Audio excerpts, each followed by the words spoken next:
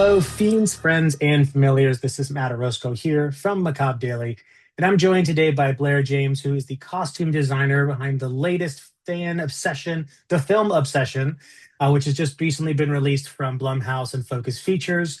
And Blair, thank you so much for taking some time to chat with me. Thank you for having me. Well, as we were just talking about for hit record, congrats on all the success the film is seeing.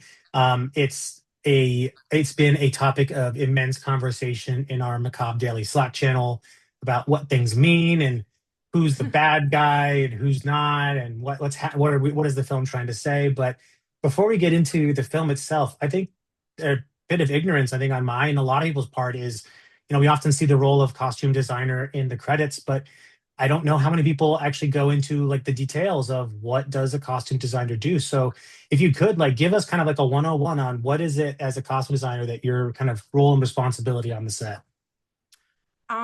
Well, in like my personal point of view, I think costumes are like kind of like the second skin of an actor.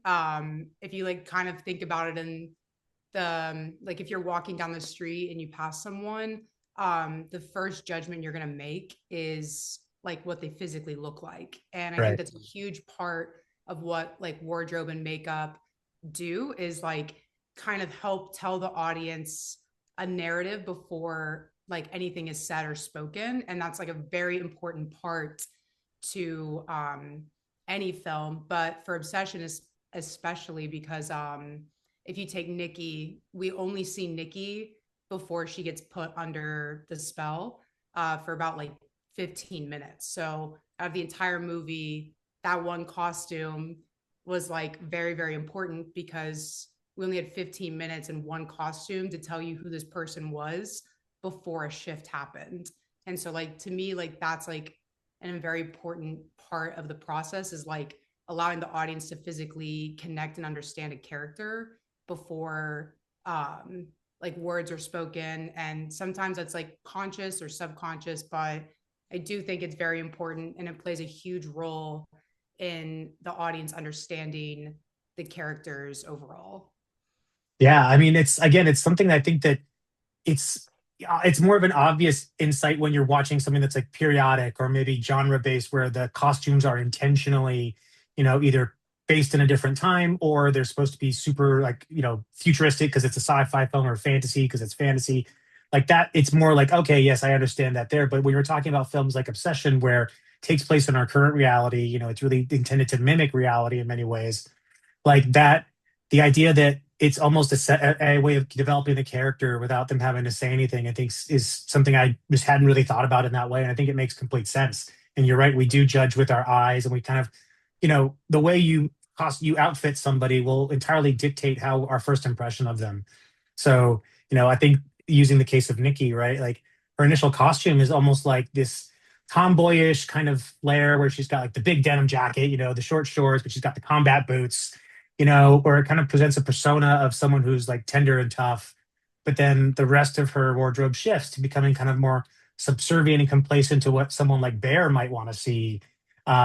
So, what kind of conversations were you having with, not just Curry Barker and the rest of the team, but thinking about what those costumes should be at those pivotal moments during the change in the film? Because she goes through her and many other characters go through a lot of change. It kind of demonstrates where they're at and what's going on in their world. Yeah. Well, I'm very into like meeting with the actor in the way of like I really believe like the actor knows the most about the character and how they're going to physically portray it. So like with Indy specifically, we met on a Zoom call for like 2 hours, and for like the first hour we like only talked about that first costume, and like I'd say like Nikki really is like a 50-50 of both me and Indy's taste put into like one character. And that was like really fun because Indy's like one of my favorite actors I've ever worked with in my life. Like she is such a beautiful collaborator and like she brings so much to the table. And like every time she'd be like, oh, well, what about this? Like the denim jacket was like completely her idea. We were just like Huh. in the fitting and she was like, oh, I feel like this like would be really cool with like a really big denim jacket. And I just had randomly received a trash bag full of like old 90s clothes from one of my acting teachers. And in there was this like vintage denim Gap jacket. That's why that jacket looks so good on film, is it's actually real denim. It's like you can actually like see the dimensions of the denim because it's like very vintage and very the quality's just better. Um but when discussing with Indy, like all those shifts and changes, like we kind of like, a lot of the whole angle that we took was like, um, or the original Nikki, the like real Nikki, she appealed more to like the female gaze. And as we like shift her over time, the whole shift is essentially her appealing to the male gaze and kind of allowing that to be like more revealing over time. I didn't want it to be like over sexualized, but like I do think a lot of the male gaze is more revealing. So like to do that in taste, I kind of kept like her chest always open. Like you notice there's a lot of like off the shoulders. The décolletage is like a very vulnerable area of the body. And it allows the audience to stay emotionally connected to a character when you keep this area really open.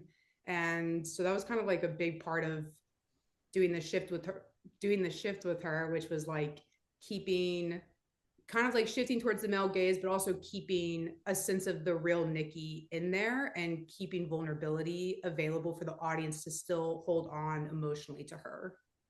Yeah, I think this, I mean, it's interesting you explain it that way because I think about the scene at the party where she's, they're all sitting around the table and like she's very much in like this traditional, like, okay, you go to a party and something like that. But as you mentioned, kind of the halter top usage is how she's exposed, but not fully exposed in the way that like the male gaze would assume some like there'd be cleavage, there would be like almost a hypersexualization of all parts of the outfit. Whereas in this case, like she still maintains some of that, but also it is a great juxtaposition against the brutality of her in that moment. It's almost like this very playful look met with like this person who doesn't necessarily fit that description. So it kind of makes me think about what you were saying at the start, that costumes help us understand the character and how much that can actually challenge us to think about what's happening to that character is presenting this really brutal version. The things they're doing are really visceral and violent, but the way they're presented is the complete opposite.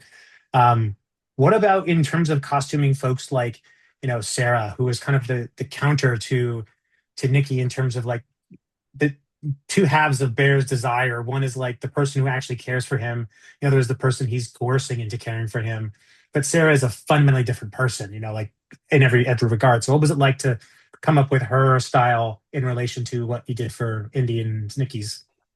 So, like, when I was building them, there's a lot, like, this whole movie is just like one big love square of like, they like them, you know what I'm saying? So, I did a lot of that through like connecting that storyline through color.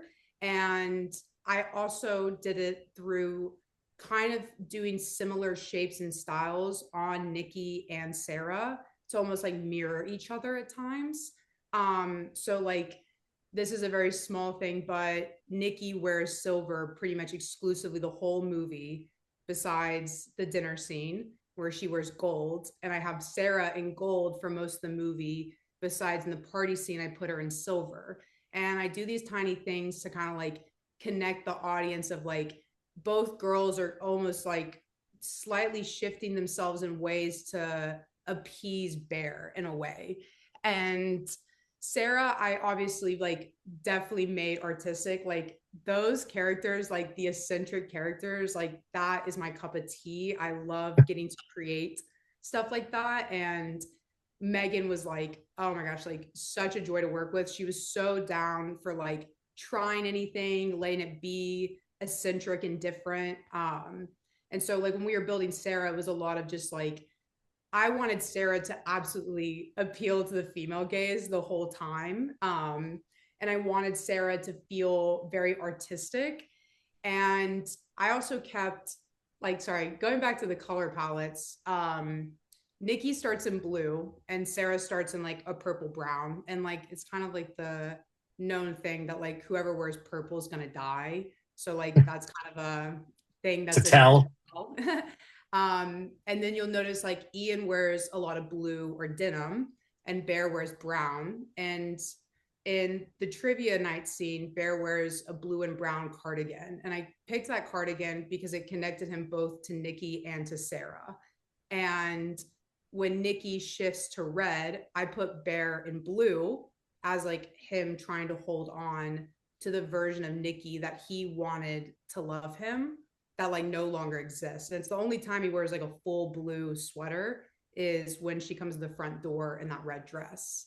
Um, and so like I kind of connect them through colors, if that makes sense. It's a little hard Yeah. to explain like with the plot line, but like I like kind of did the Ian and Nikki being in blue to kind of like Easter egg them being like connected at the very top.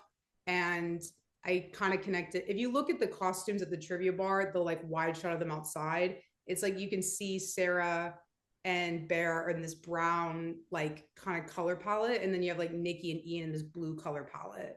Oh. And those are just like little ways I Easter egged the connection of everyone and separating them, if that makes sense. I feel like I just tangented. It's kind of so hard No, to explain the like madness I think about, but I hope that makes sense.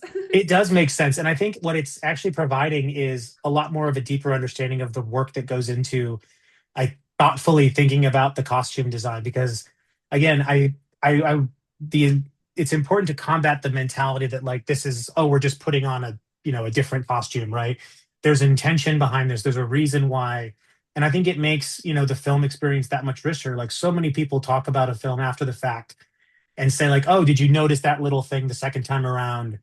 And I think in some ways like we don't always think about costume in that way. Like sometimes we do, but our immediate tendency is to draw towards like something that's happening in the plot or like some sort of character driven event. But seldom is it like, oh, look at the color of, the color matching that they're doing at the top signifies this kind of unspoken, or at least unbeknownst to the audience, right? The connection that some of these characters have to each other.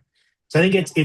it helps to explain that, I think define and defend the artistry that goes into these decisions because at the end of the day, that's what this is. It's artistry is to be able to create something that's not only visually compelling, but also meets the mood of the film and also tells its own story in that way, right? The fact that Yeah. like the way you described kind of the way you would outfit Sarah versus Nikki is appealing to two different points of view, like makes complete sense. It doesn't make any of them less appealing to the other. It's more just like, what we often prioritize between our kind of cisgenders is more like, oh, I want to see more of what attracts me to the opposite sex here. Whereas like of the same sex, it's more like I want to see beautiful examples of the things I already appreciate as opposed to seeing things I'm not privy to regularly. Yeah. I mean, And I think with like modern, like contemporary costume design, like something I really wanted to do was like it all to be a subconscious feeling. Like I wanted people to like feel those things subconsciously. And color theory does that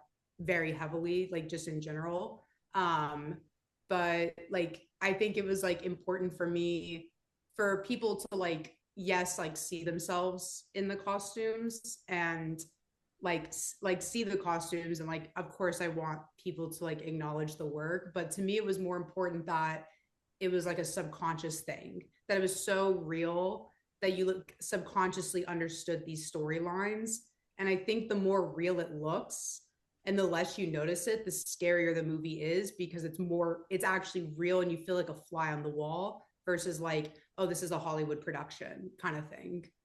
oh, absolutely. I think the kind of omission of like big brand names and labels and like clothes that feel very kind of ubiquitous makes it that much more familiar. Especially like I think about the uniform for Castle's music.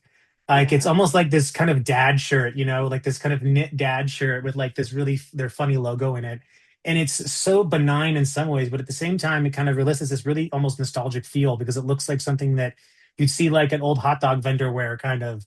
So it Yeah. brings you into that moment of, I know I'm watching someone work at a music store, but they also kind of have this weird nostalgic vibe that music stores have to them because they are analog in most cases. They are less, futuristic in that way and more backward facing. Yeah. Um, and And Curry's taste naturally is very like one of the first things he ever said to me was like, I want this to feel vintage but timeless.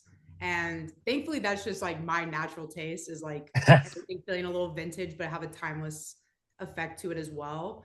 And those like uniforms are so funny because he wanted he wanted to base it off of the movie Blockbuster, those like huge oversized vintage movie shirts.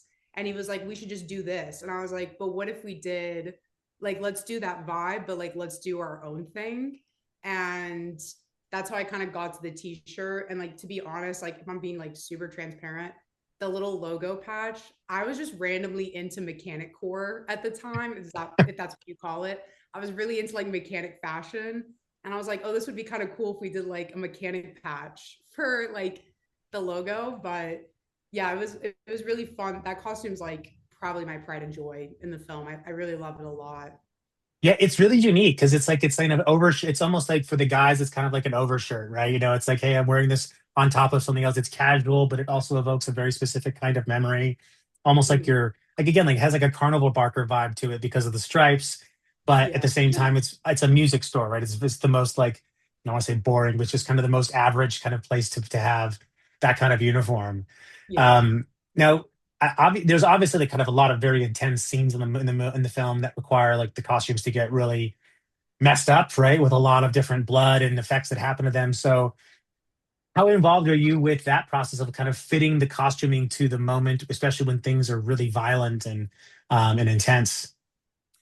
Yeah, this was my first time dealing with this kind of level of violence in a film.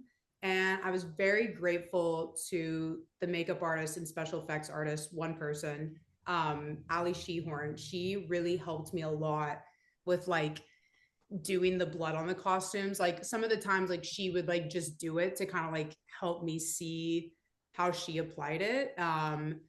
But it was really hard. Like the blood scenes were not only were they very violent, we shot so out of order of like chronologically. Like we shot like the very last scene with Bear and Nikki, I think like day 5 or 6. So like we're like kind of trying to predict blood for something we're not even shooting for another 3 weeks. And Oh so my like God.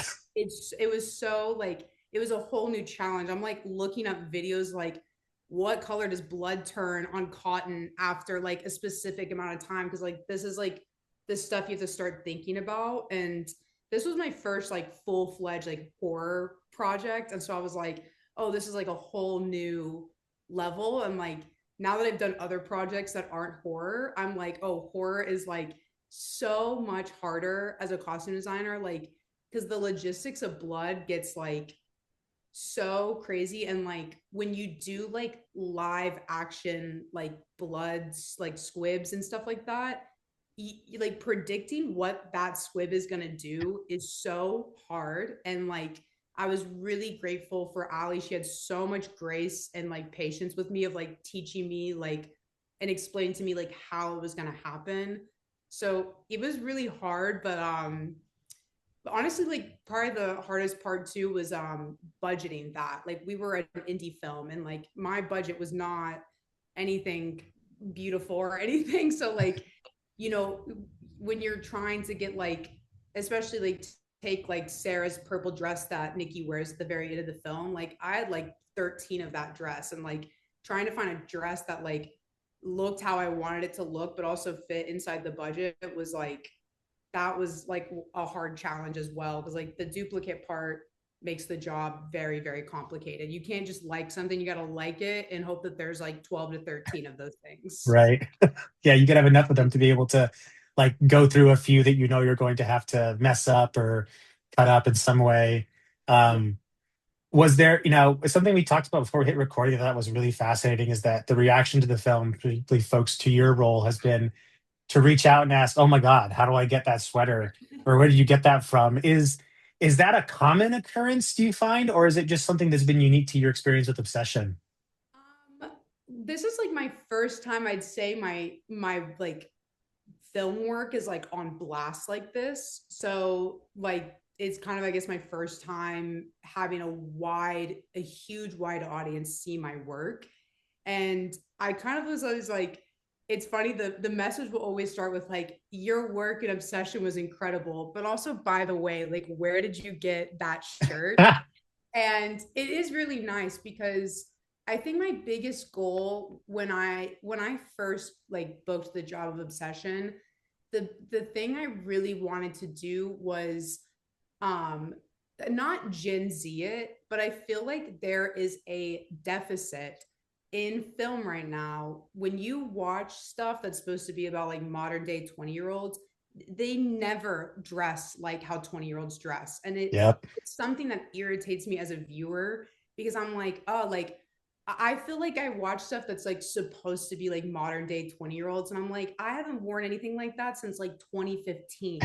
And so it's like when I did Obsession, I was like, I want for someone my age to watch this movie and actually see themselves in these characters and actually do cuts and taste that are like of this time and of this generation. And it was a huge thing for me. So I think a huge part of like people ask me where I got stuff is like kind of this little compliment of like people do relate to these clothes and they're like seeing themselves wanting to wear them. I think there's also a part of the audience that wants it for Halloween costumes. So Right. like I saw like a video last night that was like the worst couple you know is going to dress up like Bear and Nikki for Halloween. So it's like I do think some of it is Halloween costumes, but I do hope a part of it is that people are seeing themselves in these characters and they want to have those pieces, you know?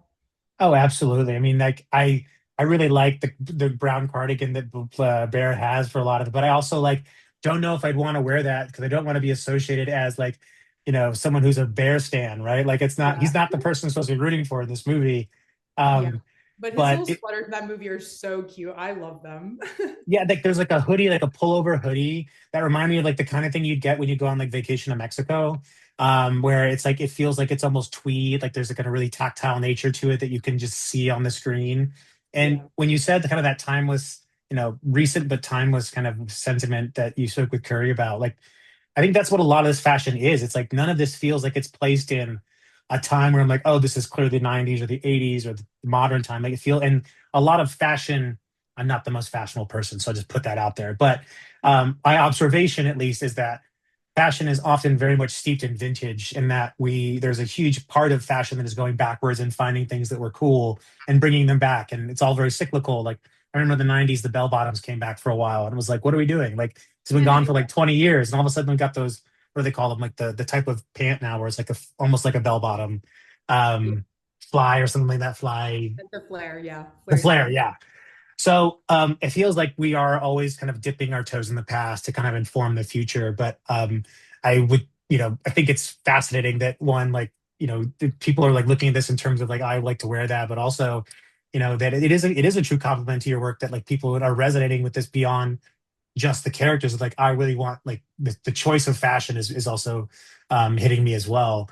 And I guess one of my last questions for you, Blair, is just given this is your first horror film, and obviously you learned so much from just the process of making up in horror films and just how the scripts work and everything. Do you think it's something you want to go back to? Yes, I've already gone back to it. Okay. I have a film coming out in probably 2027. It's also starring Indy that led this movie, which was awesome to get to work with her again. Um, and that was an even harder horror movie because there were like so many physical logistics I had to battle.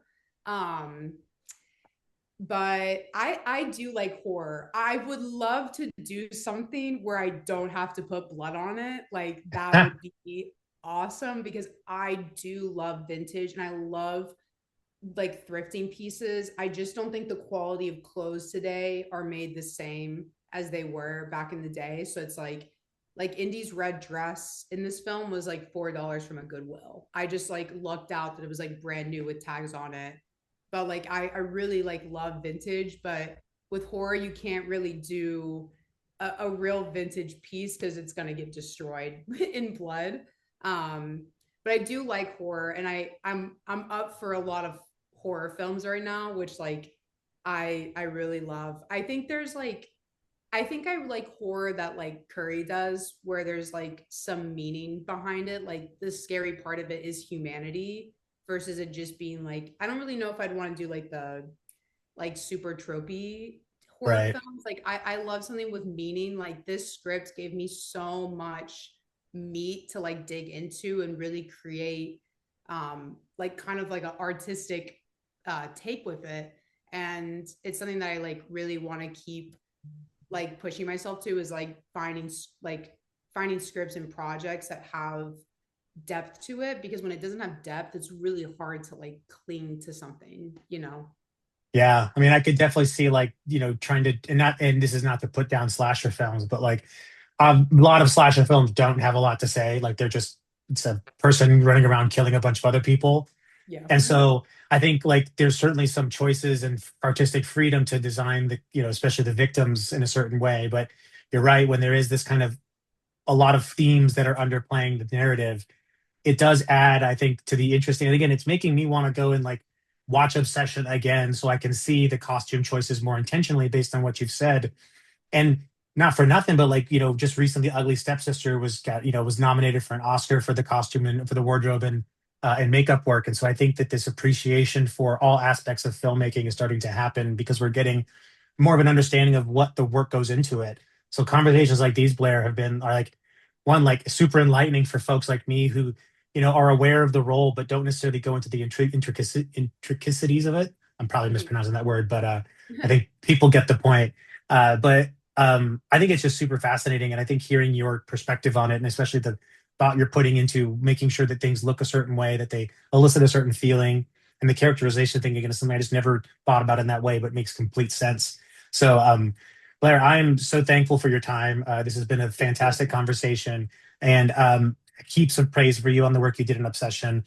Not only did do people look great in the film, but it's just a really well made film in all regards. So clearly there was a great environment on that set, and I cannot wait to see the rest of the horror films you're doing and the non horror films. Right, like I'll always be keeping an Yes. eye out for your name and for your work. But I really appreciate your time today, Blair.